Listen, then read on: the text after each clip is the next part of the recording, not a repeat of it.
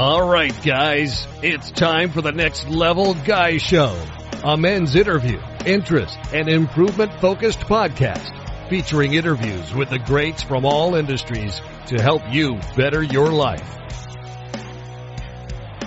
Each week, a new episode features an interview with one of the greats, covering all aspects of their story, from life hacks to tips and protocols that have allowed them to live life on the next level.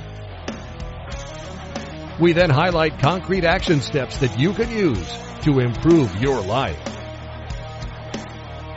And now, your host, Ian Dawson Mackay.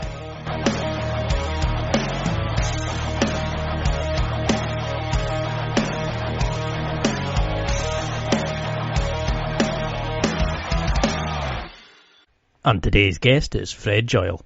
Fred is an author, speaker, entrepreneur, and business advisor. He co-founded the most successful dentist referral service in the country, 1-800-Dentist. He's previously written 2 books on marketing, has dabbled in stand-up and improv comedy, acted in bad movies, and excellent TV commercials. His latest book, Super Bold, From Underconfident to Charismatic in 90 Days, is an Amazon and Wall Street Journal bestseller, and in my opinion, a game-changer on confidence and finding your inner boldness. He once beat Sir Richard Branson in chess and was also a question on Jeopardy. He's an avid cyclist, a below-average tennis player, and an even worse golfer. He lives in Los Angeles. And in this interview, we discuss how being bold can be learnt and it's not inherited, why interactions with no agenda will change your life, why you should chase failure and experience and not perfection, Fred's awesome mantra to use when you feel nervous and want to tap into your own inner boldness, and so much more. And now, let's get to the interview. Thank you so much for coming on. It's an absolute pleasure to have you. Now, for people who don't recognise the name, could you give a quick introduction? Just, if you had to give the cliche 30-second introduction. So my claim to fame is I started a company called 1-800-Dentist way back in the 80s, and it ran for about 30 years. We ran millions of dollars of television commercials, and it was a very successful business, and it launched me into a writing and speaking career, and which I've taken beyond just the dental world, and now I'm speaking about how to cultivate the superpower of boldness, and I've written a book about it called Super Bold, From Underconfident to Charismatic in 90 Days. And so I'm spending a lot of time coaching individuals, particularly executives, on this, and also speaking to teams about this, but also doing a lot of podcasts to get this message out. This has become my latest passion after 30 years of working in business, and also going from a very shy, underconfident person to somebody who can walk on stage with 5,000 people in the audience and be energetic and excited and relaxed. So I transformed myself, and I want people to be able to do the same thing much quicker than I did. I love it, because when I started reading the book, I thought, is this going to be another one of these? And then as I started getting into it, it was like page after page, I was going, that's awesome. Oh, I'm definitely doing that. And there was actual concrete action steps. It wasn't just talking around it. You were actually giving stories about how you would overcome it, how we can actually do it. And then there's summaries that you can just go, you could just flick to that section and say, right, that's what I'm going to do. Like the journaling section, for example, is a good enough book on its own. There's that much detail and content there. But what made you start wanting to initially become boldness? How would you define boldness, and why is it important to us? A lot of people confuse confidence and boldness, and people talk a lot more about you need to be more confident, which is a good thing to be. You want to be confident and you want to feel that way, but confidence also is a feeling. Boldness is a way of acting. It's essentially your confidence in action. You're doing stuff, you're trying stuff, you're saying stuff. You don't just feel good about yourself and have a good view and opinion and feeling. You're doing stuff. You are taking risks. You are going where other people wouldn't go because it makes them too uncomfortable. And it probably made you uncomfortable. Maybe it still does, but you're going anyway. There's an element of willingness to be uncomfortable and try something. They talk about, courage isn't the absence of fear. It is action in the face of fear. If you're not afraid, you don't really need any courage. So, and it's the same thing with boldness, but it is a muscle that you can develop, and you do it in ways where in situations where it doesn't matter. That's really a lot of what I train, is for you to build this boldness muscle when the stakes are low, so that when the stakes are high, you do what you want to do. You step up, you speak up, you stride into the situation and try something new, or meet that person you want to meet, or launch a business. Or any one of these things could be critical in your life, and you don't want to hesitate, because life is filled with these single moment opportunities that the window closes on. And what drove me was I missed a lot of them. I watched the window close plenty of times, whether it was walking across the room to talk to some woman that I wanted to meet, or going on some adventure, or trying something new that felt risky, that I could I'll be embarrassed, I'll be humiliated, people might laugh at me, all the stuff that we tell ourselves. So it's for when it matters, you want this life skill. That's what this is about. That's what being super bold is, being able to call up on your boldness when it matters most. Because you do say that in the book, that boldness is a superpower and everything flows from that superpower. And I think that's what really comes across is, like I liked in the book, as you read it, you start thinking about all the times that we weren't bold ourselves, where we are at our current limits because we didn't go over and chat up to that girl that we fancied. We didn't go and push ourselves out or be confrontational as we needed. Do you think this is stemming from back in the cavemen days, where we had our tribes and we're so far between each other that if you were ostracized by the tribe, you were then kicked out, and you were then potential death, you were open to attack and all that sort of things? Is that where our our ability to stay in the social herd and not step out the shadows comes from, do you think?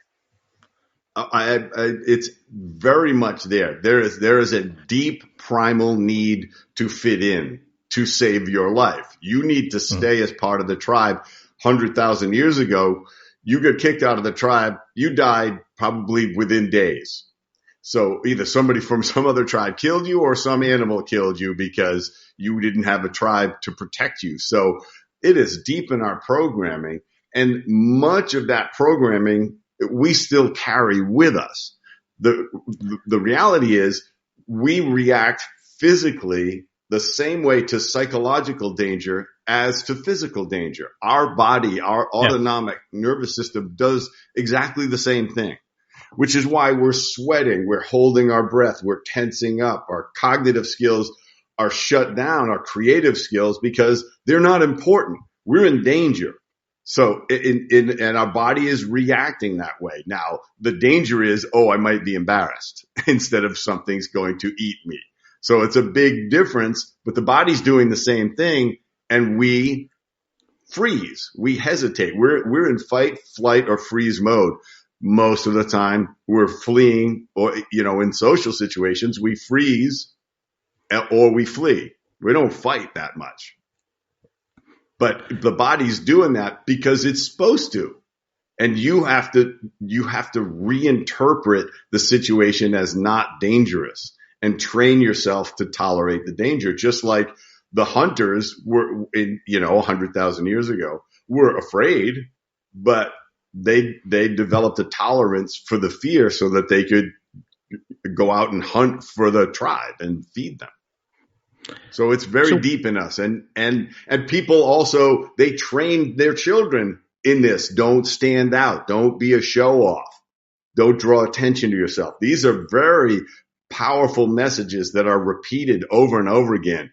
And they are massive impairments to our success in life. Because that's something I was very interested in, was the book where you mention about how your mom was quite an outgoing person, and she kind of pushed you into these social situations. And I've come from a a very outgoing brother. My sister seemed to connect with everybody. I always felt like a black sheep. Like I always felt like I wasn't fitting in. I didn't know my tribe, and I always felt like I was getting pushed into things. And it kind of, I don't know if it happened to you, but it kind of made me feel like taking a step back. Like I didn't like being in the light or the center of attention. Do you think that's something that we do is we fit into a role that our parents define, that our families define? Or is boldness, because some people think it's an inherited skill and that's our lot. How is boldness shaped by the family, do you think? I think a lot of it is the parental input and then some social feedback. You had a very outgoing brother, and who knows why people start off that way. I think about, sometimes you'll be sitting on an airplane and a mother and a child will be walking down the aisle, and their little kid, who's maybe 3 or 4, is saying hi to everyone in every seat as he walks. Hi, hi, hi, hi, hi. And then another kid is hiding behind his mom's leg and can't make eye contact with anybody. Now, how did that child get that way? I don't really know if there's a genetic thing or if something got reinforced or there was trauma early on. That whatever fears they experienced, they become fearful of crowds, of strangers, of interaction. And yes, I think what happens is we react the other way. My mom's outgoingness, I had a choice. I could either become that way, and it was too uncomfortable. She overdosed me. She pushed me too far into a social situation I wasn't ready for without any preparation. She didn't teach me how to do it. She just said, "Oh, go do it." And it's like, I can't do it. I can't speak. I don't know what to say. I'm freezing and I don't know how to unfreeze myself. And she didn't know how to teach me because she, out of necessity, became a very bold person. My brother had polio as an infant, and she had to figure out how to take care of him in her 20s, how to get him the right doctors, the right physical therapists, how to sneak into the hospital and take care of him. All of this stuff was absolute necessity. So she just did it. And that's who she became. She pushed me in the other direction because it was too soon, too much. And I think that's a lot of what happens. And we start to tell ourselves a story. I don't want to be like that. I'd rather be alone. And we end up spending a lot of time by ourselves, which in some ways we develop other skills. We do other stuff. We read a lot of books, or we play a lot of video games or whatever, but we are depriving ourselves of social connection. We are not just alone. We are lonely. And there's a big difference. I'm alone a lot of the time because I got stuff to do that I need to do alone, but I also love being with people, love meeting new people. And I didn't always, because I wasn't good at it. I was actually terrible at it. And I could see the reaction with people. And it was because I just had, nobody taught me good social skills. I spent a lot of time in the book, as you know, talking about how to cultivate these very specific social skills and what not to do in a lot of social situations that people do by reflex, or they do because they're anxious or nervous or nobody taught them not to. Because it's something I would definitely agree with now, where instead of giving your kids everything you didn't have, teach them the things you didn't have or didn't know. Teach them the skills, because I've worked in jobs where I had to become bolder because I was speaking to groups of students, or I was doing, I had to go in and speak to a bunch of people at the time, or demonstrate like procedures and things like that. So it got to a point where that was enforced. But like you're saying, there's all these things in the book where these are little things that maybe we don't have to do. They're not essential. It's not like, getting medical treatment for your child. That's a key issue, which is going to give you that strength to fight for your, the love of the child. Whereas maybe going and approaching a girl, yeah, I'll speak to her later. Or I'll go and ask about that raise. Yeah, next time, he looks busy just now. We're not taught these things. And like you said, we are taught this story where we're told that's your core characteristics. You can't change. How do we forget that fixed mindset out and let people understand, how do we even accept the fact we can become more bolder? How do you start training somebody's mind? I think the first step, and I do this in the book, I talk about it a lot, and that's part of the journaling, is think about those opportunities that you missed out on. You didn't speak up and say something. You didn't introduce yourself to somebody. There was somebody really interesting that you wanted to meet, famous actor or athlete or business person, and you told yourself a story about why they wouldn't be interested in you. You were not worthy. This is a fabulous message that we give ourselves. I am not worthy to interact with this person, which is, you have to defeat that. But you have to get upset about missing the opportunities enough to say, I don't want to miss any more opportunities. I don't want to stack up any more regrets. And then realize it's going to take doing something different. It's going to take being a little bit uncomfortable. And you're going to start really gradually. What my mom didn't know how to do was to control the intensity of the experience, to control the dosage of it, and tell me how to just start. If she just should have said, it's really easy to talk to people. You just do this. You say their name, you introduce yourself, you shake their hand, you make eye contact, you ask them questions about themselves. Because a lot of us say, well, I don't know what to say. It's like, you don't have to know what to say. You just have to ask them a question about themselves and then say something else and ask them another question. And they're going to give you the information that you get to work with. And then you may get a chance to tell them about you, but you want to meter that out. One of the things I talk about in the book is when you're with somebody, treat it like it's a thriller, your conversation. Use suspense. Don't tell them everything. They say, oh, well, what do you do? And you say, oh, well, I have a course on personal growth and I talk about boldness, but what do you do? So they're like, wait a minute, that's all he's going to say about it. But I've gone back and I'm digging deeper into that. I'm saying, like, no, how do you do what you do? How do you find customers or an audience, or what's the most satisfying thing about what you do? I'm going right back at them. And in the back of their mind, they're going, wait a minute, I need to know more about the boldness. So then I can trickle out a little bit more of that. And then I'm going to circle back to them. And what happens is, in that interaction, they're learning about me in a way that is interesting to them because they're asking me about it. I'm not blurting out everything I can tell them to be interesting. A lot of times, especially shy or underconfident people, when we finally get to talk, we can't wait to sound interesting. So we talk a blue streak. We monologue, which is one of the things I warn about in the book, is like, stop monologuing. You're not a radio host, right? You don't have to fill all the air with your with information about yourself. Trickle it out and stop yourself. When you're monologuing, you have to stop yourself immediately. When you go, I'm sorry, I'm really passionate about this, so I go on about it, but I am really interested in knowing, what happened to you when you were in Italy.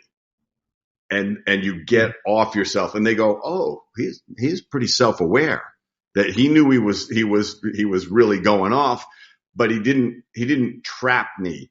So that, because of certainly the other person is going to be standing there at some point thinking, is he going to pause so that I can say something, or that I can indicate that I'm not that interested in this level of detail about this or about him yet. And if you don't, then they're starting to think about where else they can be, or who else they could talk to. Well, I mean, that's the good thing about the book, is you talk about how to network, how to approach people that you fancy, how to make other people feel like they're part of, especially like the wallflower. example, where you said about going and meeting people like that, where you can see how far you've come along in your boldness journey, but you can also bring them out their shell and encourage them and inspire them. And it was awesome to see that you were kind of passing on the boldness journey. And, I would never have started this podcast 10 years ago. I was just terrified, but I think it was Pickup actually, when I started reading up and they were talking about going and saying, speaking to everybody, be social to everybody, regardless if it's the CEO or the janitor. So I would chat to anybody and everybody. And it got to a point where I was in a job and one girl said, I don't know how you can do that. And I said, what do you mean? She said, you can deal with the customer and actually, with the student, and actually fix the stuff, but ask them about their day at the same time. And I was thinking, well, that's just treating them like a normal person. But people see that as kind of magic skills. It's, I don't know how to be like a normal person. And I think that's the thing is, what you think is great, to somebody else, it's witchcraft. We don't see how good we are at certain things. And you mentioned the book about not being cocky, but being confident, bringing people into the conversation. Now, how do we start going into the mindset? How do we stop looking at the regrets we have? Because I have a lot of, I wish I'd done that, done that. Like you mentioned in the book, how do we then say, okay, this is the line, I'm now going forward? Have you come to terms with regrets? Yeah, because I am diminishing them radically. And I know I see myself in a situation where I'm hesitating and I say, the old Fred is trying to take over here. That's not going to happen. And I'm going to say something. And because I have built my social skills and my boldness muscle, I am going to be a normal person. Now, one of the key things that a lot of people forget or they do wrong when you talked about networking, is that networking has almost inherent in it an agenda. You are meeting somebody to get something from them. The most powerful thing you can do when you want to meet people is have no agenda whatsoever. Have no sense of what you expect, except to connect with that person and get to know them. I'll tell you a perfect example of it because of the innocence of it was so accurate.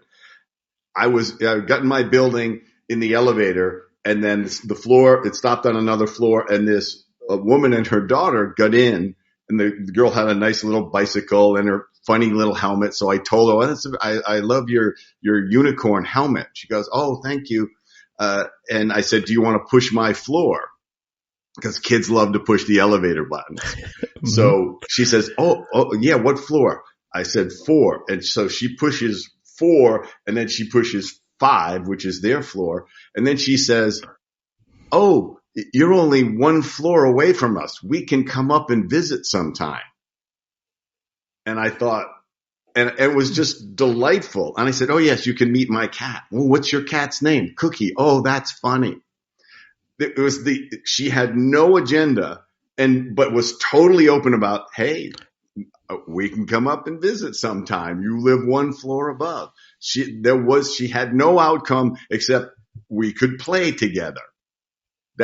You have to get back to that innocence when you meet somebody. It's like, let's play together. Let's find out about each other. I want to know about you, but you succeeded with your students because your questions, your interactions said, I care about you as a human being. Mm-hmm. And then everything flows from that. Now you can coach them. Now you can give them the insight or advice that they need because you've started something the right way. And that's very effective because whenever, even if you're just trying to meet somebody in a coffee line, at a Starbucks or something like that or wherever, just you're going to start conversing with them. And these are exercises in my book, but you have no agenda. I am not looking to get their phone number. I'm not looking to recruit them as a real estate customer or anything like that. I'm just meeting them. I am just connecting. I'm using the simple social power of connection to make somebody feel that they're connected to another human being, however briefly. Because it's something I think I love about kids is the way that they just say what's on their mind. You know, they're asking like, "Oh, what happened there? Oh, why is the sky blue? Why is it?" You know, and they're just generally happy to speak to people and ask about your day and things like that. And I think we get taught that, you know, oh, don't be a show off at work. Oh, you know, to impress a girl, you've got to be cool, you've got to be aloof. Oh, you know, your friends will call you a bell end if you say you're into dancing, if you're a guy. All these kind of silliness. So we're taught as we get older that you have to avoid being different. You have to avoid being the unique one. And, you know, I love in the book where you talk about always go and speak to an old person, because they might be having a lonely time and it takes 5 minutes out of your day and you get a great connection, you get a great experience. You know, how do you think people could start there? Could you give an example of some boldness tests? Because for me, it was speaking to the cashier. It was asking somebody for the time. It was silly things where they were small to other people, but to me, they were life-changing as I gradually built up from there. What are some examples of miniature goals and boldness ventures we can go on? One of the most effective things that you can do to connect immediately with somebody is to compliment them in some way.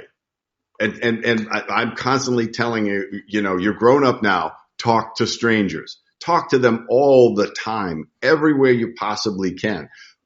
In the grocery store, in an elevator, in a line at the coffee shop, wherever you are, just talk to somebody. And the easiest thing to do is find something about them that's interesting to you or should be interesting, and just say, you know, I just want to let you know that the purple hair on you looks amazing. I don't think I could pull it off, but it really works on you. Nobody's going to hate that. Or you could say, wow, I don't know where you got that suit, but you know, it is really stylish. It looks great on you. Or where'd you get that handbag? I try to not talk about their bodies, particularly if it's a guy talking to a woman, but like, oh, you have a fantastic figure. You know, you're moving into the creepy zone pretty quickly when you start to do that stuff. You're not in the nightclub, right? That's when you can be as creepy as you want. And, you know, it's either not going to work for you or the person is too drunk to notice and care. But in regular life, you want to talk about something they may, have deliberately chosen as their look or their style or whatever. It's better to me than talking about the weather, because it's a way to get personal without being too personal. You could just say, I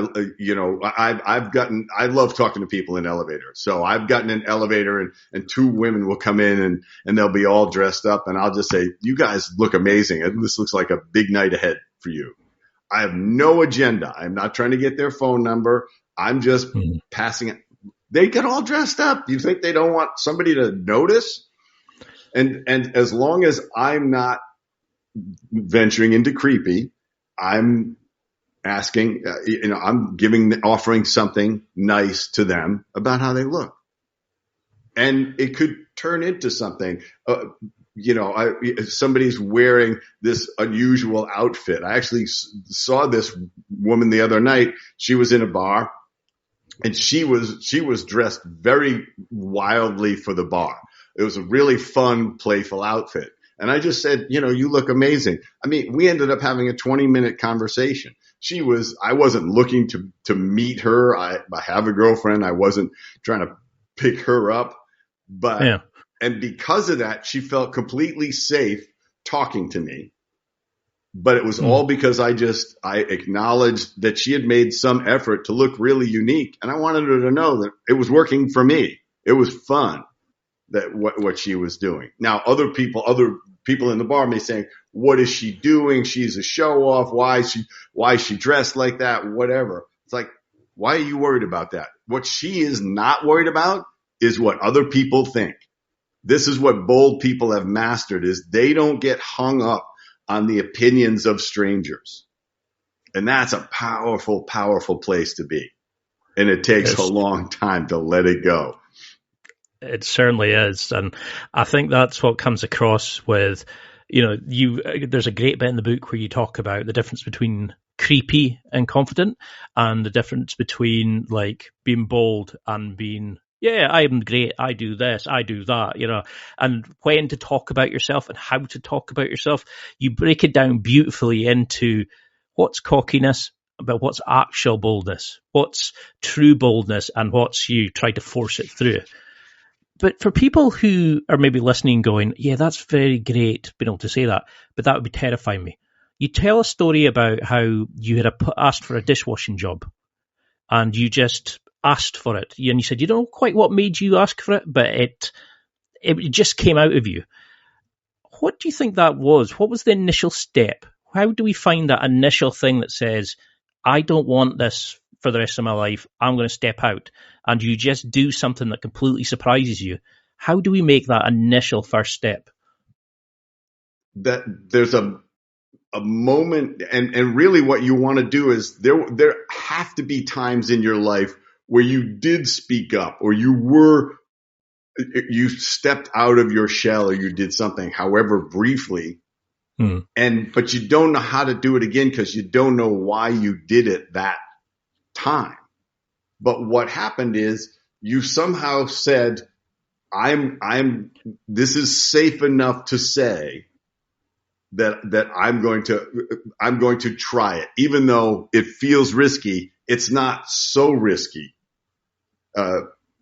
Whatever it is that you are suddenly willing to try it, because some part of your intuition almost says, there's a little something here, and I need to speak up. Now, when we talked about that dishwasher job, I barely spoke up.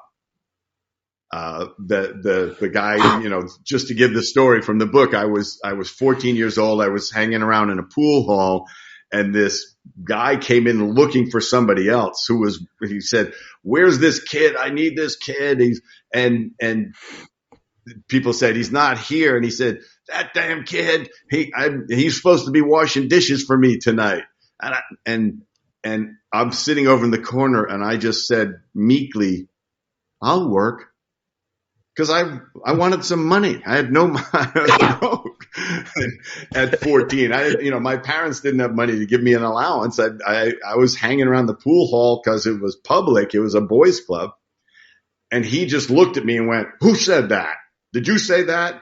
Come with me. And that was it. What am I going to say? Oh, I'm not coming with you. I just said, I'll work. And we jumped in his car. He drove me to the restaurant, and I worked for 10 hours straight washing dishes.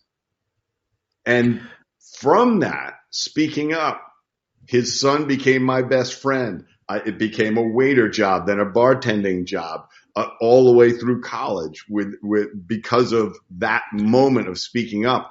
And I get to look back and say, oh yeah, some amazing stuff can happen from speaking up. And it just goes on, how much flowed from a moment of speaking up and being bolder than I normally would be. You have to look at those moments in your life and say, I want to be able to do that whenever I want. If I don't want to miss any more opportunities, I don't want to miss any more fun. If somebody says, the number of people that people say, a great looking girl will come up to a guy and say, come on and dance with me. And the guy will say, I don't dance. I want to smack him. It's like, you don't have to know how to dance. She knows how to dance. Stand up and say, I'm just going to mimic you as best I can. And she'll say, don't worry about it. I just want to dance. She's enjoying dancing, and she doesn't want to dance alone. So that's the thing. They want to share the experience. Right? Yeah. So, and we love to say this. I don't sing. I don't dance. I don't, whatever it is. And all we do is we're missing fun. We're missing connecting with people because we are not a perfect dancer. This is the trap that shy and underconfident people get into, is before we try anything, we have to be perfect at it, which is impossible, first of all. And second of all, it's what bold people don't worry about. They're not afraid to suck at something first and bumble along and screw up. And you could say they're embarrassing themselves, except they don't feel embarrassed. They roll right with it. People are laughing at them. They don't care. They like it. And when you see that they don't care, that people are laughing at them, you're more impressed with them. They say, wow, that's not bothering them at all, that they look foolish. Because they decided to not label it as foolish. They labeled it as fun. They labeled it as, I'm just a human being trying stuff. They'll get up and sing karaoke horribly, weekend after weekend. They don't care. And people go, you got to love the commitment, because they'll be they'll be performing with no voice. They don't care. And you love it. And then there's another guy with the perfect voice who's like singing perfectly, but he's completely still and shy. And then they walk up the stage and go, wow, good voice. But the person who did a full Tina Turner performance with no voice, that's the person they remember. That's the person they're impressed with. That's the person they want to talk to. They'll just go, wow, that was great. And he'll say, or she'll say, yeah, I don't have a really good voice, but I love singing. And they'll go, it doesn't matter. Your commitment was everything. That was the fun for us. It's not, people think everything's a competition for who's going to be the best at stuff. And it's really not. It's sometimes the best nights of your life when you actually just stop giving a shit, as we would say. You just go, I'm going to go do this. I'm going to have a laugh. And I think it's sometimes you see it on people's faces. They kind of go, I can't believe I'm doing this. I can't believe I'm doing this. And that's, as a former shy person as well, I could remember the feelings when I was reading that going, I know exactly how he feels. That moment you step up and go, I'll work. And you can feel the voice, the stress and stuff. And you mentioned in the book about how we need to make sure that we're being the person that's not holding ourselves back. You're actually just you're stepping out your own way to become bolder, to do these things, to live life. How do we adopt this mindset? How do we start thinking, like, get out our own way, just fake it till we make it? How do we get over that fear that arises as we go, I'm going to speak to her, and then you feel that fear? Do you have a way, like a mantra, a way of getting through that initial oomph that's till we break that characteristic? A mantra that I like to have people do in every situation, especially in any situation where they feel underconfident, to say to yourself, I belong everywhere.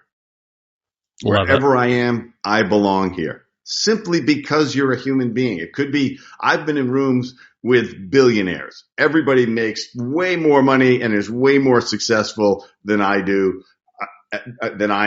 And I can just walk up and talk to them because they're still a human being and I belong there by virtue of being a human being. They got luckier in business. They worked harder. They tried something different than I did. Whatever. They were more ambitious. Doesn't matter. They still have strengths and weaknesses and fears and doubts and things that matter to them, things that they're passionate about. They are the whole mix of a human being just like me. They just happen to be CEO of something or, very successful at something else. Mostly probably because they worked really hard at it. But I don't have to tell myself I don't belong ever. So you really have to, you have to listen to the voice that's in your head and say, I hear you, but I'm not listening because you're not right. We have negative voices. I call it Dr. No, who is saying people are going to laugh at you. That person won't be interested in you. You're going to embarrass yourself. You don't belong here. And it's an amazing array of bullshit that we can tell ourselves. Bold people don't do that.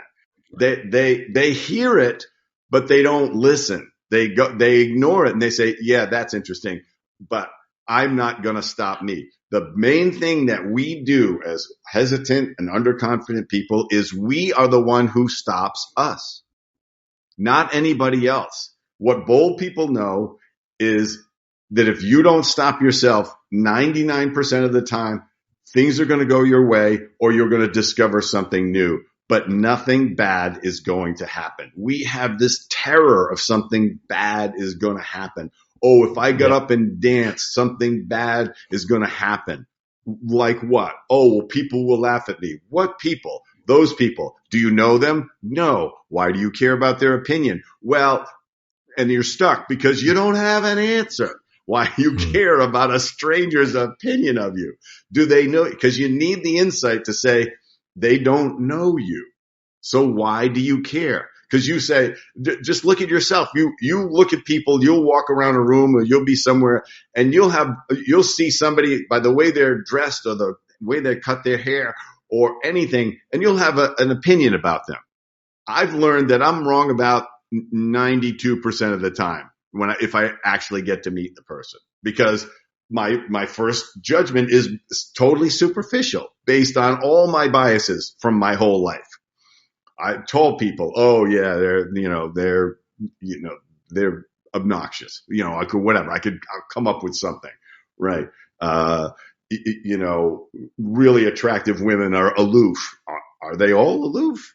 Or was that one that you wanted to meet aloof? Or was she even aloof? Or was she actually shy, but it came off as aloof? So we're wrong so much. You just got to go, forget what other people are thinking and forget this voice and what it's telling me. I am never going to be the one to stop myself. And it takes doing it gradually, and it takes doing exercises where it doesn't matter, where the stakes are so low, it doesn't matter. One of the exercises I love to tell people how to do to build this up is anytime you see an employees only sign, go in. Nothing bad will happen. People go like, oh, I can't go in there. There's a sign. Exactly. It's just a sign.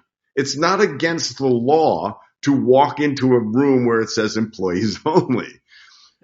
And you're doing it just to realize that nothing terrible is going to happen. Nothing bad at all is going to happen. Somebody may say something like, this is for employees only, or I'm sorry, are you lost? You could say yes, because it's just an exercise. You're not an employee there, so you probably shouldn't be in the room. But there isn't an orgy going on in that room. There isn't crimes being plotted. You should be so lucky, right? And so nothing. When you do stuff like that, and you go, wow, I had all of this stuff. I'm telling myself, oh, I can't go in there. Somebody's going to say something. Yes, somebody's probably going to say something. So what? You're not an employee. I'll even say, like, when I do it and they'll say, this is for employees only, I'll say, I am an employee, just not here. And they'll look at me like I'm insane. And I will leave. Good answer. Well. Yeah. I took it more broadly. Anybody who has a job is welcome. And they'll laugh at the stupidity of it. But all I'm doing is building my boldness muscle. It's like doing push-ups. We don't do push-ups for our ability to do a bunch of push-ups. We do it so our body is stronger, so that we have strength when we need it for stuff where we actually need strength. Nobody has a need to lie on the floor and push themselves up over and over and over again, unless you're playing with a kid who happens to be on your back. We exercise to get stronger. We do boldness exercises so we have that strength when it matters a lot. When you're asking for a raise and you want to be calm and clear and have your full cognitive powers. When you're starting a business and raising money, you want to speak clearly and confidently and passionately about your business and say, this is a great business and you are going to miss an opportunity if you don't invest in it, because I am going to make it happen. Because you know what? It's a little secret about raising money for your businesses. The people who invest in businesses invest in the people, not the idea. So why do you want to be bold and confident? Because if you're trying to do that, that's what they're buying. They will bet on a confident, charismatic person all day long rather than a brilliant engineer who can't explain his ideas really well and is afraid of his own shadow. So because that's what they're saying yeah, there are times when it's going to matter. I constantly meet people at funerals.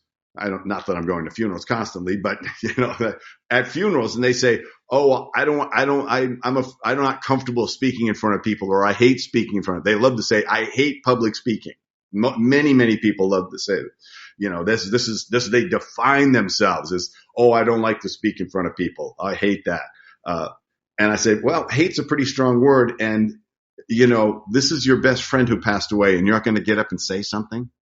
It's not a performance, right? Nobody's recording it to broadcast or put it on YouTube or something like that.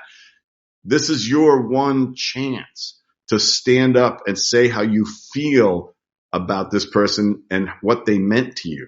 And you don't have to be articulate. You just have to stand up and say something, because you're going to regret it the rest of your life if you don't. That's why you build the boldness muscle.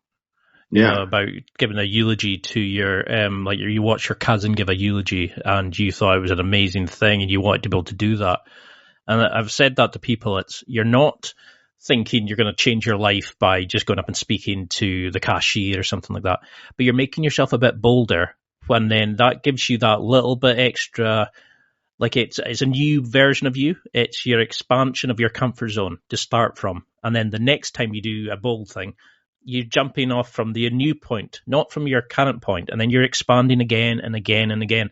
So when you do need to become bold, you've got the experience, you've got these feelings and understanding of the newer version of yourself.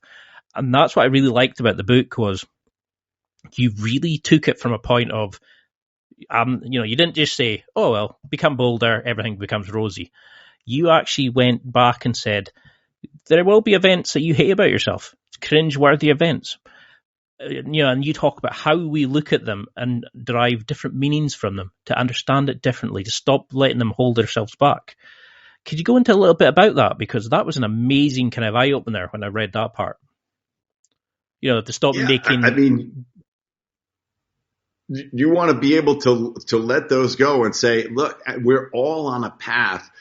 Nobody is perfect and lives a perfect life where they're charming all the time and clever all the time and successful all the time. Most of us are bumbling along, and sometimes we just it's a total fail. We just said the wrong thing at the wrong time, or we didn't step up at all, and it just gnaws at us, and you have to mine those like gold and say, okay, what's in it for? Why was I like that? And am I ever gonna miss that opportunity again? Or am I ever gonna be in a position where I do or say something because I'm so awkward in the situation that I feel humiliated and it gnaws at me forever. Now, the reality is the other person or persons there, they're not storing it like you are. They're not thinking about you for the rest of their lives. You can think about it 20 years later and still go, oh, why did I say that? That was so stupid. People thought I was so weird or so odd or whatever. It was so embarrassing. Everybody else there has no recollection of it, but you're carrying it around like an arrow that's still sticking out of your back. You need to release yourself from that and say, we all do this, but bold people decide not to let it impair them and keep them from acting. It's like, of course it feels bad to have a cringeworthy moment to remember, but you have to not let it be something that keeps you from having a full and satisfying life and chasing your dreams and connecting with people and having fun. And eventually you get to the point where you go, I don't have to choose to be embarrassed. I use the example of like if I'm at a dinner with a bunch of people and I spill wine on my nice white shirt as I'm sipping it, I could choose to be embarrassed or humiliated or whatever and think, oh, people are going to think I'm clumsy, I'm a slob, everybody's going to be staring at this stain on my shirt. It's like, I just want to go somewhere and change, or like maybe I'll get a coat and button it up over it or whatever. And I've got all this stuff going on just because I spilled some wine on my shirt. Or I could say, this is why my dry cleaner loves me, and everybody laughs, and it's over. You don't have to turn it into a cringeworthy moment just because you cringed when you saw yourself do it. You're like, great. Choose a different reaction so that that is a confident reaction that says, I'm okay with this. I'm okay with a giant stain on my shirt. You know why? Because nobody's perfect. We've all spilled stuff on ourselves. We've all stumbled. We've all said the wrong thing. We've all been in the wrong place at the wrong time with the wrong outfit on or whatever. And you know what? It's not fatal. Nothing is bad unless you decide to label it as bad in any of these social situations. And when you see that and you do it, all it takes is doing that once, and you see everybody go, wow, that was a great reaction. Now they're actually kind of in awe of you instead of oh boy, that looks bad. You know, he's probably going to be wishing he could change that shirt. Instead, you know, you just say, maybe if I had a little wine, it could look more like a necktie. Whatever. You just be just ridiculous. You don't have to own the embarrassment. You can let it bounce right off you, but it takes practice. It's a choice to do that. But all of these things, the insight that you have that it's a choice, it is not an inevitable, necessary reaction. You can react a different way. You can take a breath and go, what's funny about this? What's human about this? Everything. And then just to speak to people. Roll with it. Yeah. Because that comes across in the book as, you know, you can recalibrate, readjust, and restart. You know, you don't need to see it as like the end of a night. Oh, that's you devastated if you try to be bold. You can just roll with it and use that for your next introduction. And, you know, you can make stories, make introductions. And I think that's a lot of what people think is being bold. They have to be cocky. They have to be arrogant. They have to be aggressive. When do we know? There's another great story about, you know, because this applies, of course, to women too, is to move through life with confidence and boldness. Doesn't mean you're a show off or you're trying to attract attention. It just means that you belong everywhere and you act that way, and you don't have to be perfect in order to be accepted. You know, an example is this woman I know. She's on stage, good size audience, and she's strutting around on the stage, and she's really got her game going on. And then she breaks the heel off of one of her high heels. And she looks down and looks at the audience, looks down at the shoes again, kicks them off, and says, I guess I got to start paying more than $30 for a pair of shoes. Now, she owns them at that point, because here she is in what most women would consider a horrifying moment. And she didn't let it pass and ignore it or just roll through it. She used it to say, I'm a human being. And then she made a joke. Like she spends $30 on shoes. She doesn't spend $30 on shoes, but she thought because she was bold and confident enough to be in the moment and say, there's no reason to be embarrassed. There's something funny to say right here. Think of that. And like I said, and the whole audience goes, she's amazing because she's a human being. I would be dying if that happened to me. And look at her.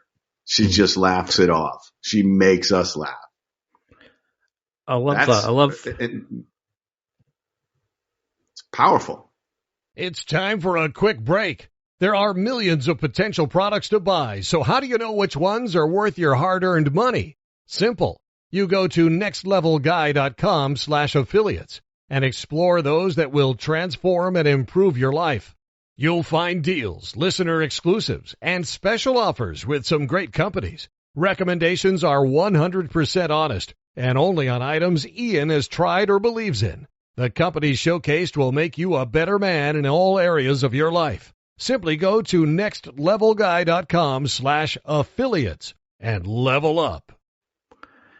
So could you go into a little bit then about, because you talk about how we can connect, how we can be physical with people, how we can, go and speak to the wallflower in the party. We're social animals, but we seem to fight against becoming social again. It's almost like we're scared of negative feedback. So how, say if you are speaking to somebody and you get rejected, or you go up and speak to the cashier or a family friend and they go, "Oh, don't be a dick," or, like they give you something that you would normally, it's criticism. How can we react to this and not let it destroy the boldness leveling up we're doing? The most powerful insight is that most of the time their reaction is not anywhere near as much about you as you think it is. It is about what else is going on with them, what headspace they may be in. This could be the worst day of their life. They could just come off of a terrible argument with their spouse, or they could have somebody sued them for divorce, or somebody sued them for something else, or their last two encounters with people, somebody was really rude and insulting to them, and they don't have any social interest at that moment. It's a choice to take it on or not take it on. And so when I teach exercises, some of the exercises are so basic. It's walk down the street and smile at everybody you meet with the intention of finding the person who won't smile back. And then don't take it on, because somebody's not going to smile back. First of all, you're going to learn most people are going to smile back, and you're going to, wow, everybody just smiles back at me. One, you have no agenda. You're just walking by them, and somebody's not going to smile back. And you don't have to say, oh, something's wrong with me. They won't smile back at me. You can just say, I don't know what's going on in their day, because you don't. You don't know anything about them. So why would you take it on? And when you do that, you build up this callus, essentially, about rejection, because we all want to take it all on. We all want to say, I'm not worthy. Well, guess what? I am worthy is one of the most powerful things you can tell yourself, because you are. There's nothing that disqualifies you from the human race. Maybe if you're a serial killer, okay, or a pedophile, you don't belong in the human race anymore. But the rest of us, we are worthy to be wherever we are. We are worthy to meet anyone and interact with anyone, because we're all human beings. But if you just understand that something else could be going on 99% of the time, it's got nothing to do with you. And if it does have something to do with you, here's the other insight. Does everybody have to love you? That's kind of a tall order. That's really expecting a lot from 7 billion people. You want to, and do you want everybody to like you? Do you want 10,000 friends, except maybe on LinkedIn? So you don't need 10,000 friends. You need 5 good friends. You need a social circle of 20 or 30 people. That's an incredibly satisfying life. And so you don't need everybody to love you. It's actually kind of overwhelming. People who are famous will tell you it's great to be famous for about 2 days. And then after that, it mostly sucks. Because now you can't go to the movies with your kid. Now you can't go to a restaurant. Now you can't fly on an airplane. You got to fly private because people come at you. And suddenly you're trapped in this bubble of protection from the world.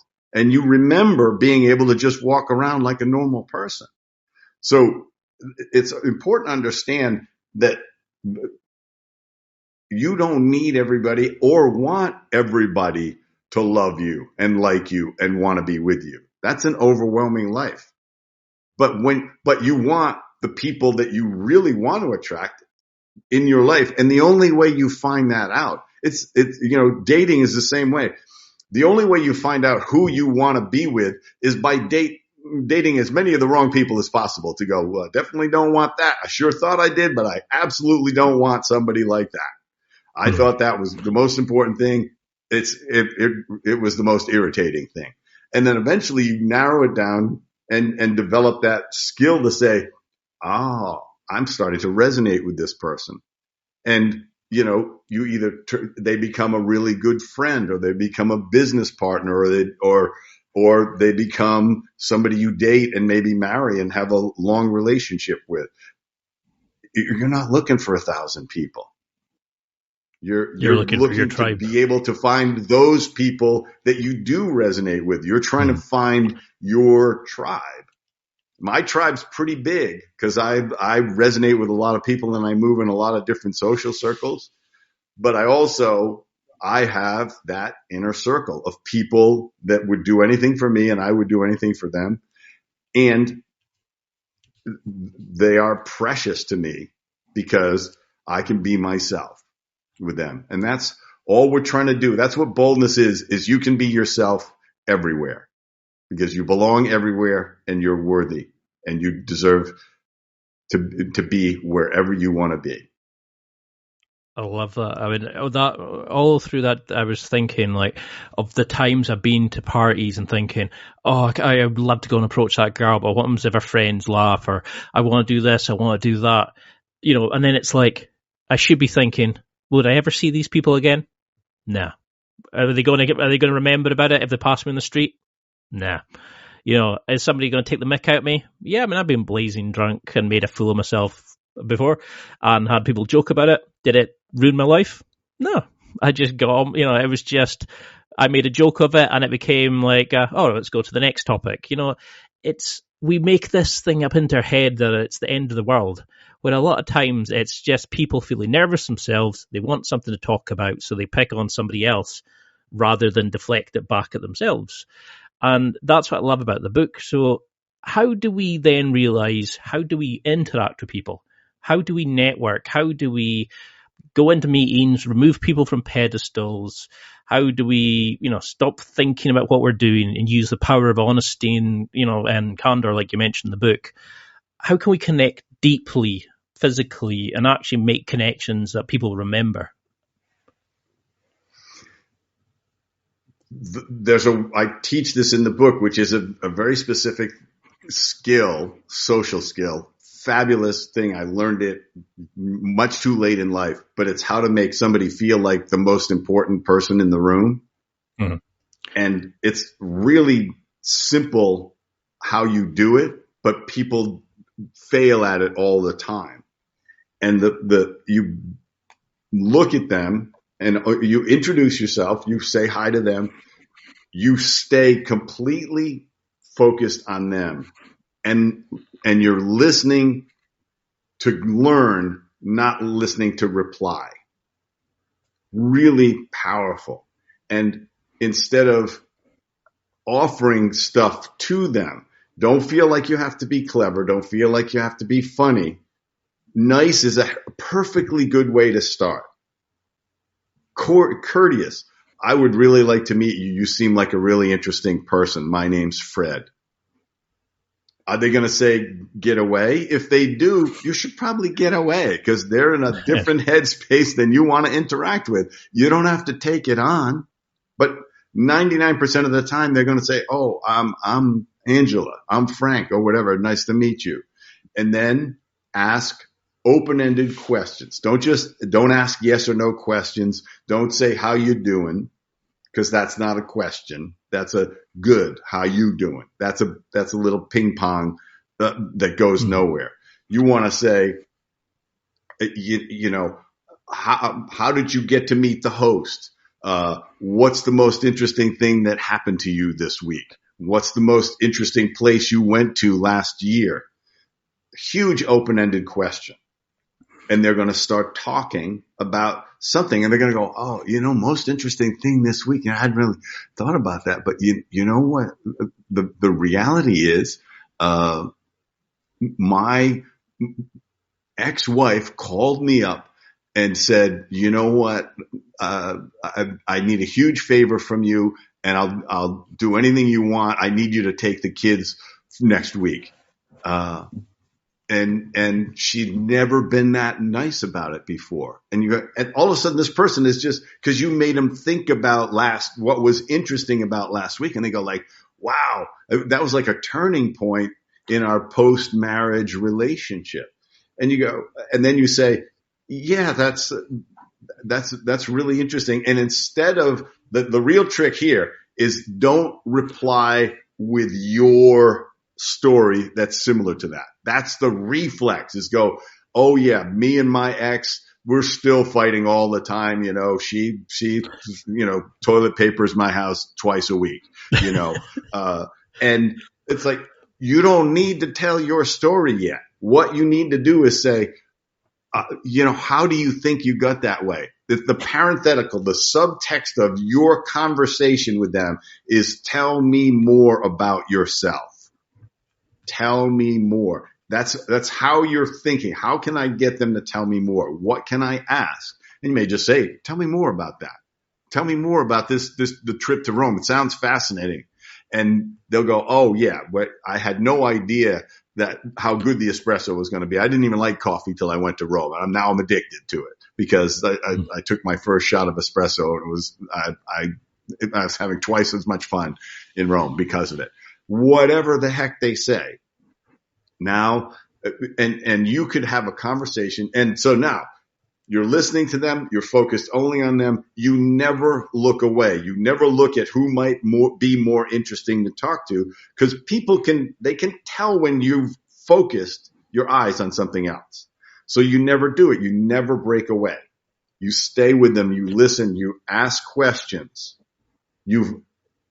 And then when you leave, you don't break away going, oh, well, I'm going to go talk to some people. And you wander away. You stay locked on them and say, Ian, it was really great meeting you. Really great talking to you. I love that whole thing about Rome. I'm going to go to that espresso bar because I love espresso and I'm a connoisseur. Mm-hmm.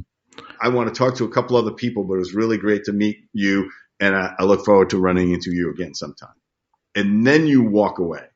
So you've said their name. You've said something that you remembered because you were actively listening. You were not listening to reply. You were listening to learn.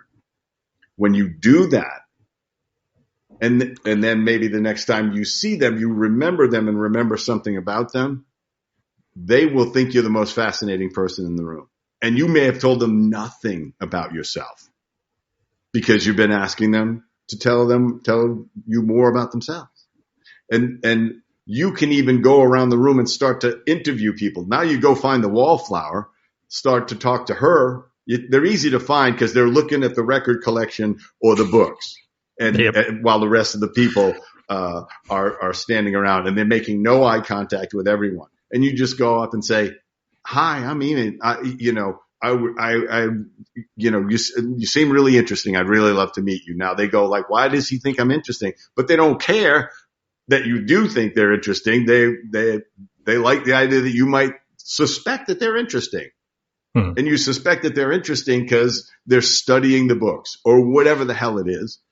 But now you're going to peel them open. You're going to expand that wallflower and invite them into the human race. It's like, it's time to be social, because it's not only nothing wrong with it.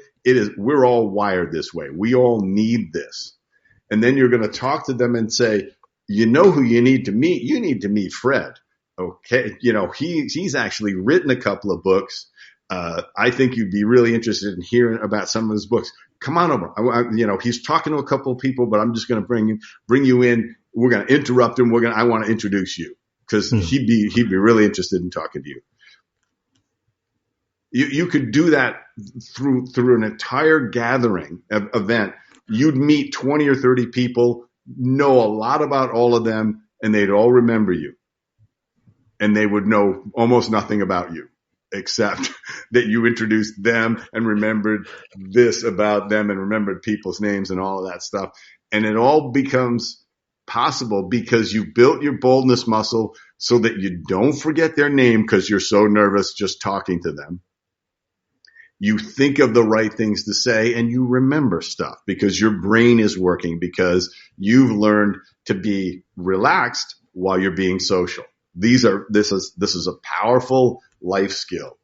And this is something you can do anywhere because your agenda is to connect as many people as possible, not to get anything out of it. And you know what? You'll get tons out of it. Oh, I love that. I mean, that alone was probably worth, could sell the book. Just that couple of minutes, I was sitting there, it was difficult to do research for the book because a lot of times I was kind of going, I could spend an hour on that alone. I could spend an hour on this area alone. And I love that thing about going and just speaking to people and not expecting anything from return. Just be nice about them and making it all about them. And, you hear people saying, just mention their name. Everybody loves hearing their name, doing this, do that. But it's always like when you're trying to build attraction with a girl or when you try to get something from it. And, I love that you were just saying, just go and speak to people. Just, you might get a great tip out of it, but if you don't, you still get the satisfaction of making somebody's day, of being, people buy in, like the investors, for example, they buy into the story of the product and the people. They're not buying into the skills. They're buying into the story of the mission, etc. People are buying into you being interested in them. And I love that. And I highly recommend the book. I think it's one of the best books I've read in so long. And it's initially when I read it, I was like, oh, here we go. It's another book, and then I started going, whoa, this is life. And I can understand why you had so many good reviews on Amazon. People saying it changed my life. It did this for me. It made me so much more competent. But how do we review this? How do we keep changing and keep evolving? How do we review it, set goals? How do we look back and go, okay, for this week, this happened and I need to do this more?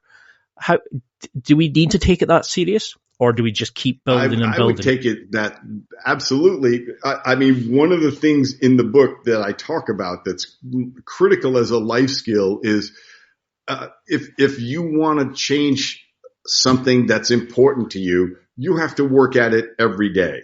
You have to do something every day to build your boldness muscle. And it could be as simple as I'm going to say hi to the person in the grocery store in the line behind me, or the cashier. And and anytime I see a name tag, I'm going to use their name and I'm going to say something. Wow, your nails are amazing.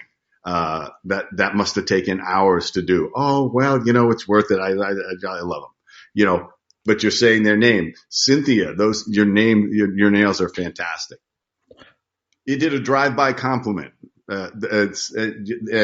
It's so powerful, but you do something every day and you do it as early as possible so that you're likely to do 2 or 3 or more of those.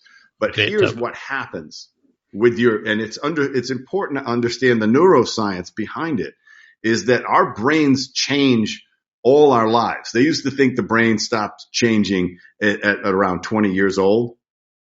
The reality is when we change our behavior, whether it's a habit or anything, we create new neural pathways. So when we start doing the boldness thing where we say people's names when we meet them, we offer a compliment, we're nice to them, we listen to them, we make eye contact with them, all of a sudden, this is a new neural pathway of behavior. We're not becoming a different person. We're just revealing more of ourselves because it's not trapped in the shell of the protective coating that we've put around ourselves. And even more importantly to me is the underconfident and hesitant neural pathways will atrophy over time as you behave more boldly until boldness is your default mode. Until you walk into an elevator and you're just, without even thinking about it, you've talked to 3 people in the elevator. You've said something to that person, you made a general comment about the building, whatever it is. people don't want to get off the elevator because you've turned into this whole interaction in the elevator, and you didn't do anything. You didn't have to prime yourself to do it because now it's your reflex. Now your neural pathways are like, I just talk to people. You're not a different person. You're just Ian who talks to people. I talk to strangers.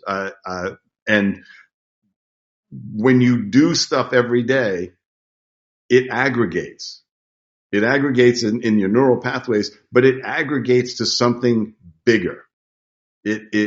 Because you start doing the things that move you towards your dreams, towards who you start to become, the full person you want to be. Most dreams, people don't fail to achieve their dreams because they're too hard. They fail to achieve them because they don't get to them every day. They get to them when they feel like it. Oh, I'll exercise when I feel like it. How often is that?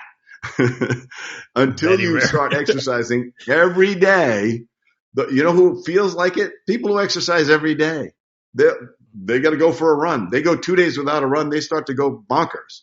They've got to go for a run because they have taught themselves that that's how they want to feel. They want to feel that exercise. So they've aggregated that. Part of their dream is to be extremely healthy, but they're getting to it every day.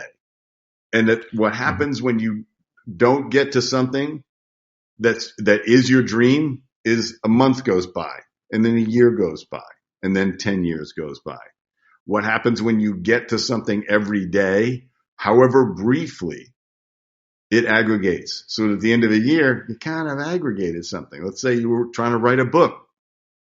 If you wrote one sentence a day, you would have a book of some kind at the end of a year. You may only have 365 sentences, but you'll actually have more because you've tricked yourself into starting.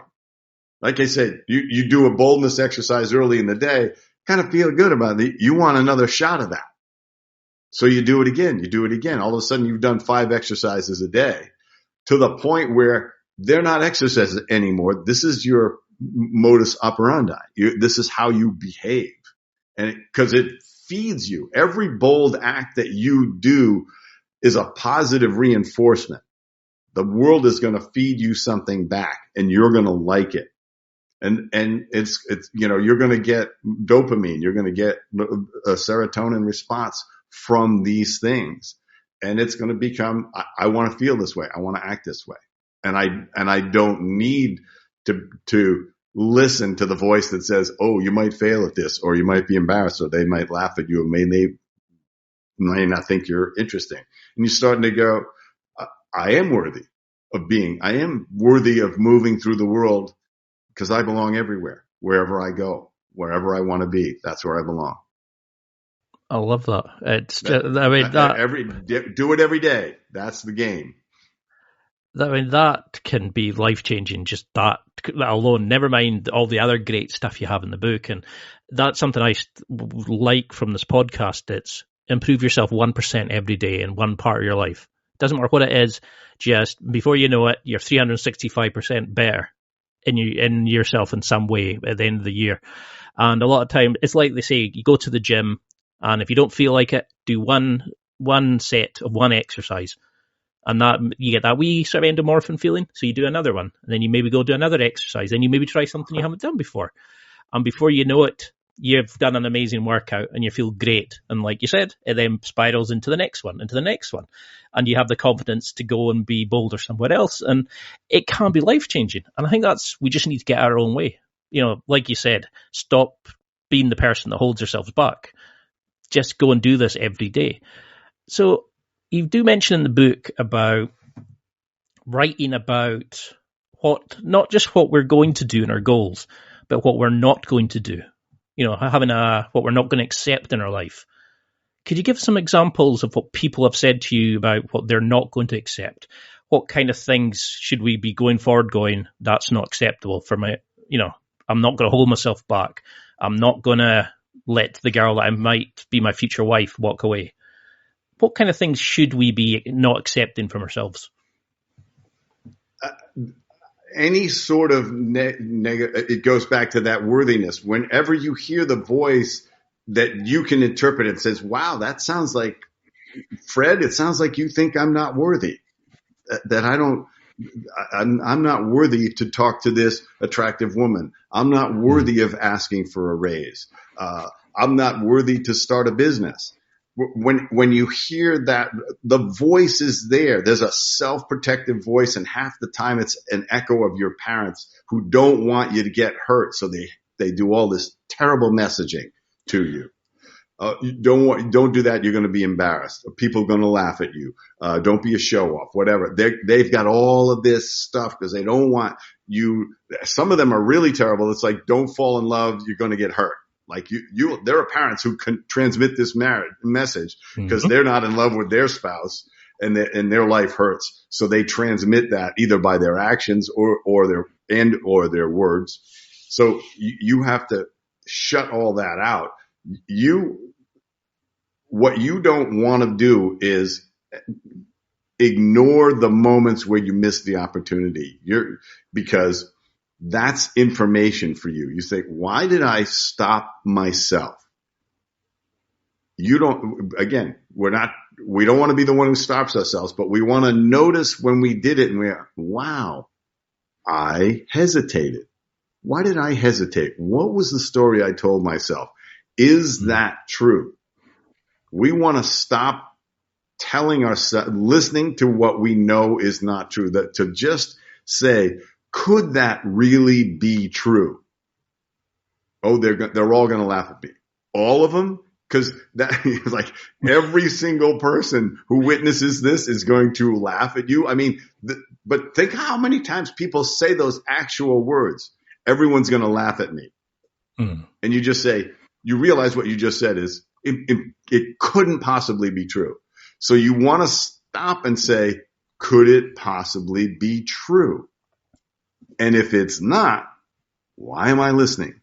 Why am I hesitating? Yeah. Why don't I find out what happens? Why don't I take failure on as an opportunity to learn something, to get better, to have some fun? When I started talking to strangers, it took me a while to stop trying to be so clever because I can be witty. I can be funny. So I'm thinking that's what I have to be in the first sentence. No, I'm making it a competition. I can be funnier than you. All right. And also everybody has a different sense of humor.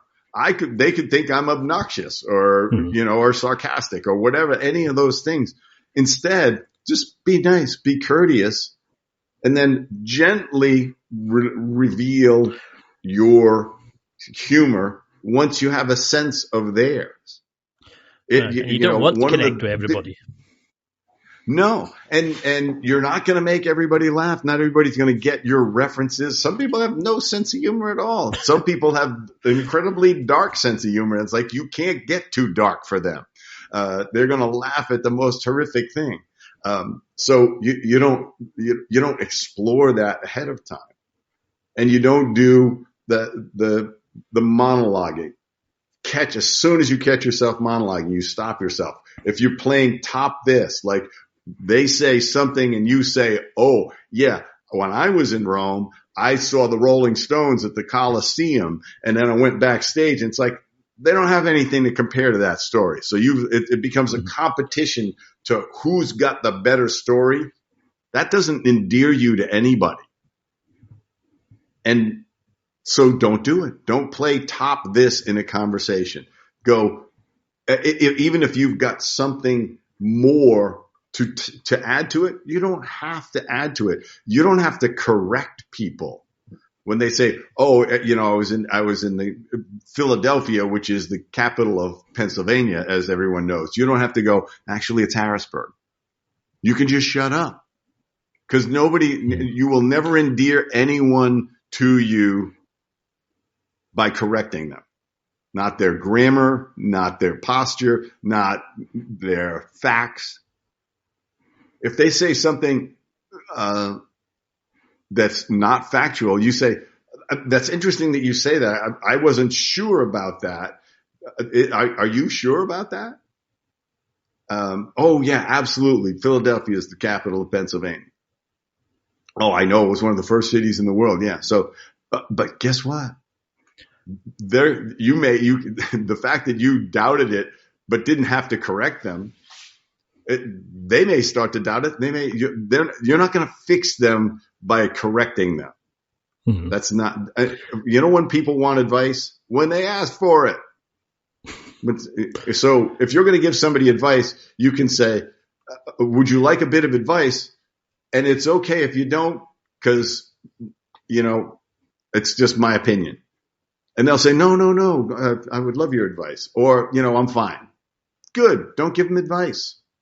That unsolicited advice is one of the true conversation killers. You know what you should do. Please tell me. Tell me how to make my life better with your wisdom. And it's so easy to fall into these traps, but that's not how you connect with people. That's how you feel a little bit better about yourself, and you don't feel as insecure. You feel a little more worthy because you went, I'm smarter than them. I know more than them. I can correct them. I can advise them. I'm always fascinated by these people who are life coaches, and they're driving a 15-year-old car, and they're on their second divorce. It's like, what are you coaching? How are you coaching people? But they got a business card that says they're a life coach.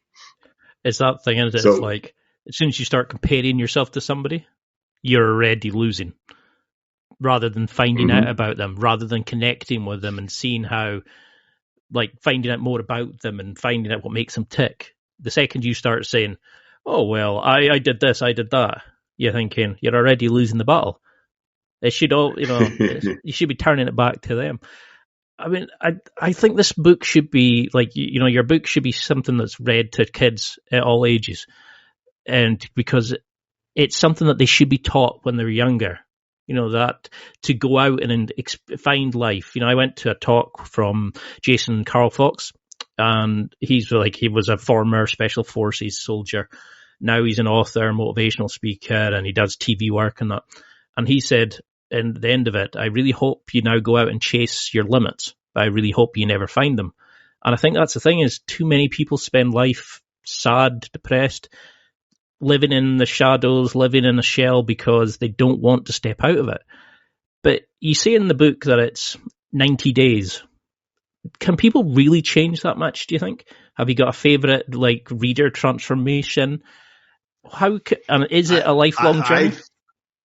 The thing is, the 90 days creates that shift where you suddenly start to develop that appetite for venturing into your discomfort zone and expanding and building your boldness muscle. It becomes a lifelong journey, but it becomes second nature after a while. And everybody's journey is different. And everybody starts at a different place. Some people are like, I can't get out of the house. So I'm reading the book. They're reading the book, and I'm saying, you're going to have to go just smile at people. You're not going to be able to talk to people yet. Yeah. You're going to do this until you start to say, wow, I'm kind of enjoying the feedback loop of smiling at people. But it took me a week to smile at the first person. Great. But you did it. Everybody's going to work at their own pace. But if you do one of the dictums of the book, which is do something every day, and then examine it, go back to your journal and say, what happened? What could have happened? How did I feel about that? Write that down. And then you do it again the next day and the next day. You're going to move up through the exercises, and you'll know when you need to go to the next level, because they're starting to get easy. It's like, look, I'll say anybody's name wherever I go, and I've been in 20 employees only rooms. I'm ready to move up, and you move up to the next level, and they get a little more challenging, and you go, I don't know if I'm ready to do that. Good. That means you're going to have to figure out how to do that by the end of this level, and you will step yourself up. Now, you may go from shy to way more confident in 90 days, and realize there's way more to go. I'm still becoming bolder all the time. I'm finding those moments where it's like, wow, suddenly these stakes matter to me and it's making me hesitate. I wonder why that is. But I have the technique. I break down the technique for how you approach any situation when you're feeling underconfident and you say, okay, step by step, how am I getting through this? How am I getting to this? And once you say, okay, well, I'm going to stop listening to that voice. I'm going to tell myself I'm worthy, and I'm going to prepare what I'm going to say. I'm going to relax myself. I'm going to have the insight that nobody's thinking about me as much as I think they are. And I'm not going to make it so intense that I retreat into my shell. And I'm just going to make sure I'm doing something like this every day. Those are the 5 steps of the PRIDE method: preparation, relaxing, insight, controlling the dosage, and everyday action. That the PRIDE method is how you do the exercises, but eventually how you move through any situation where you feel challenged.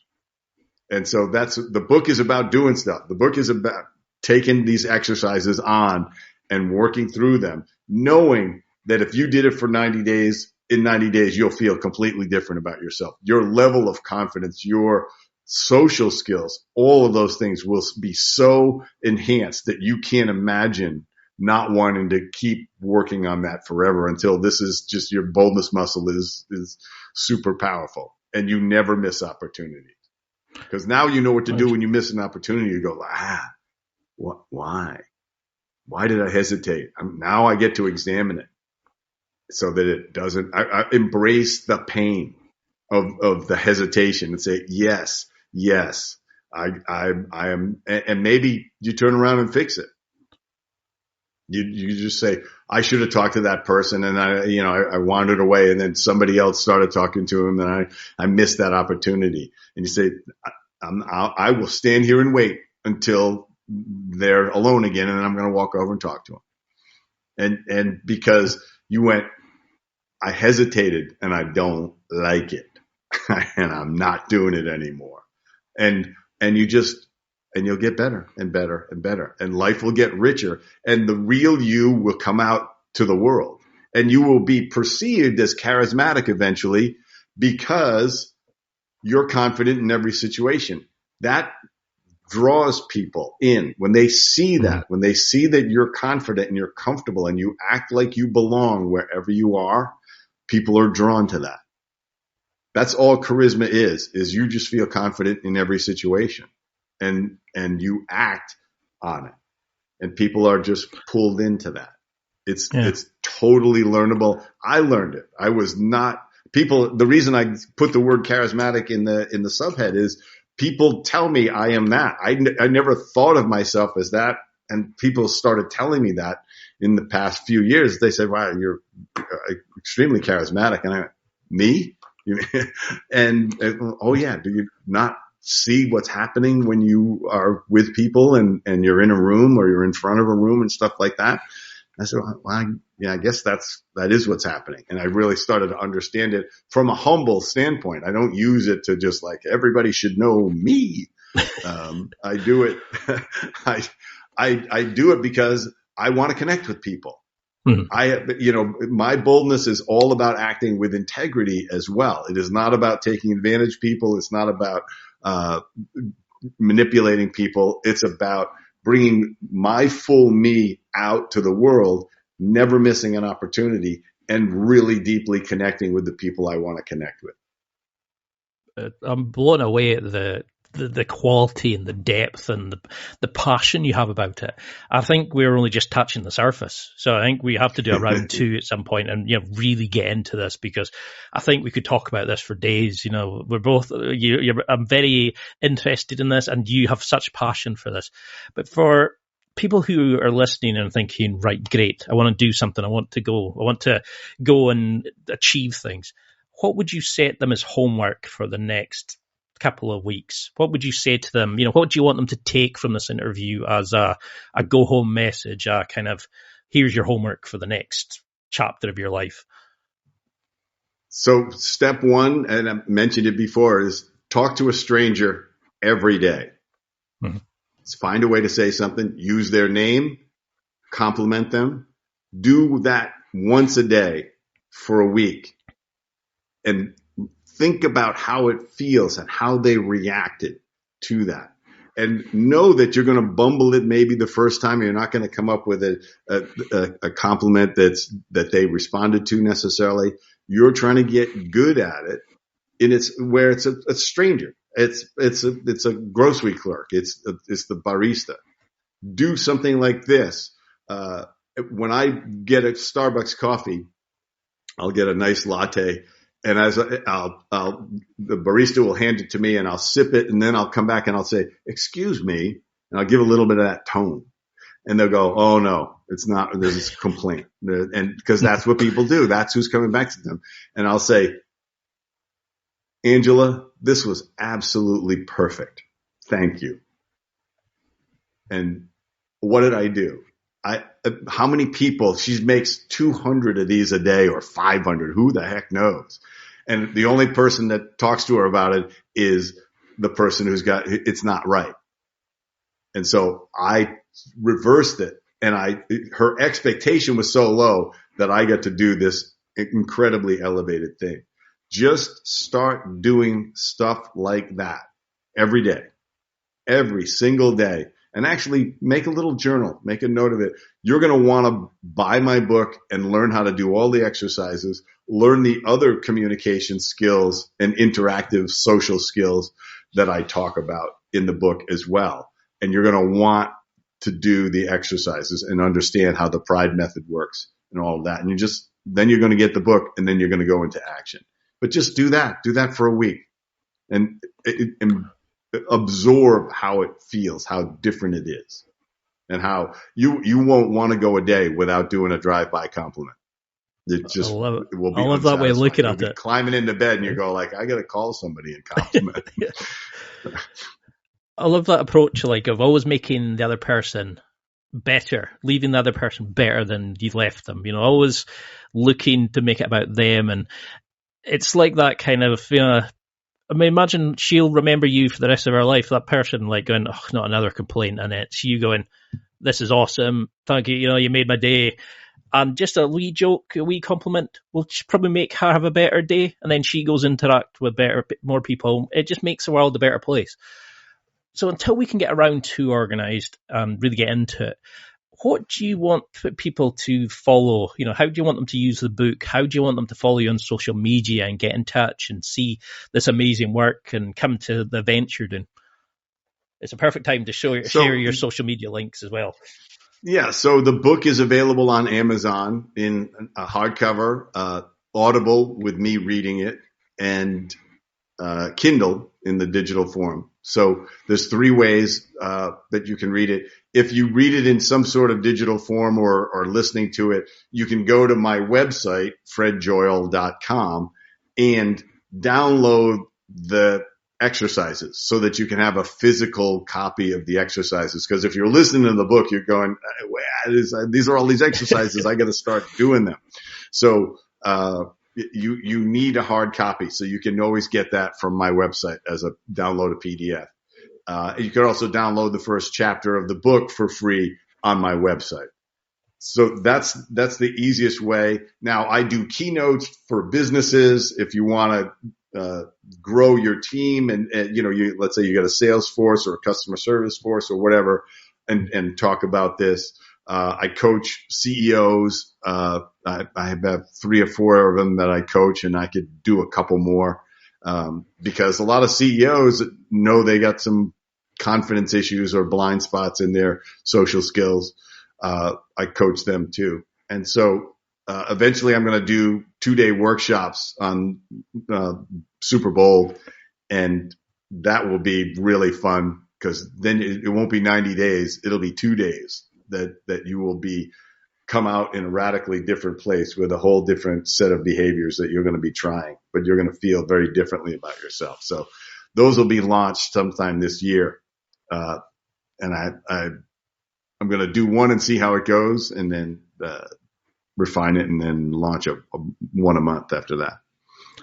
I think they're going to be awesome because I'm just blown away by just the book, by the quality of the answers. It's, I'm just sitting there sometimes forgetting I've got to ask another question. I was too busy listening and thinking how I'm going to implement it in my own life. And I can see why you've been so successful with this.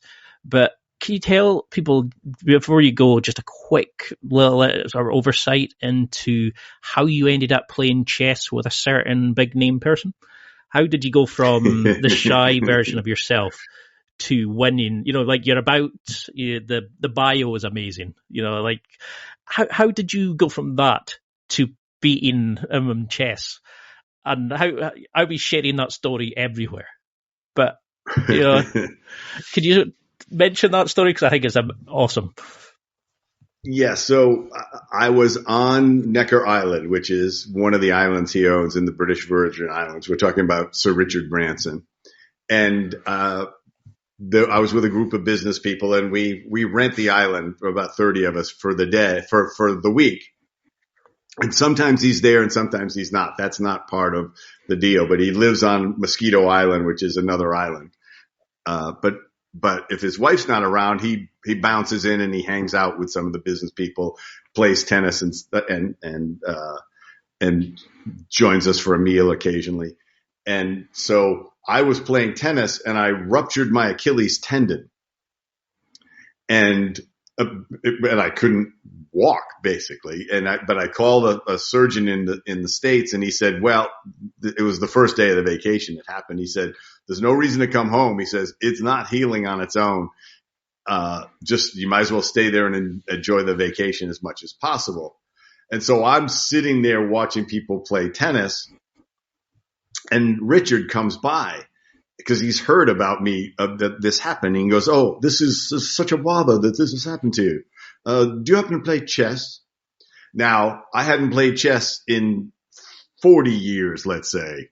And so the shy Fred would have went, oh no, I don't. The hesitant person, the underconfident person goes, oh no, I don't play chess. And, I haven't played in so long. But this confident Fred just said, oh yeah, I play chess. And so he waves to somebody, he says, bring us a chessboard. And we sat on this couch and we sat up and played. Now, this is all my social skills refined. I know that he's a multi-billionaire, but I know how to behave like a human being with another human being. I don't start interviewing him. I don't start doing all of these things that people do. They'll ask him for money for their business. They'll do crazy stuff. I'm finally getting to meet Richard. I'm going to, I got to extract value out of this. I just started talking about stuff. We were very politically aligned, and we were talking about that. He had very strong feelings about Trump, and this was prior to the election. And so we were talking about that. And then I because I hadn't played chess in so long, I played such an unconventional game that he didn't see me checkmate him, because he was just like, what is his plan? I think it was incomprehensible to him. And I finally said, that's check. Actually, it's checkmate. And he was, what? And he calls me a really bad name, and he immediately sets the chessboard up to play again. And we ended up, he kept trying to find me over the rest of the 5 days to play chess with him. And at dinners, he'd say, sit across from me, because he wanted to talk. He didn't want to be interviewed. He wanted to talk politics and other stuff and health, because I was very into anti-aging. So we're talking about all of that. So it was all just because I didn't say, oh no, I don't play chess. I said, yes, I play chess, even though it was going to be badly, because I've played chess with people who are really good and they beat me in 6 moves. But he's, I just really focused. He kept yelling at me that I was taking too long to make my moves, which was also fun. But it's just being open, treating everyone like a human being, and saying, I belong here. And those kind of things can happen.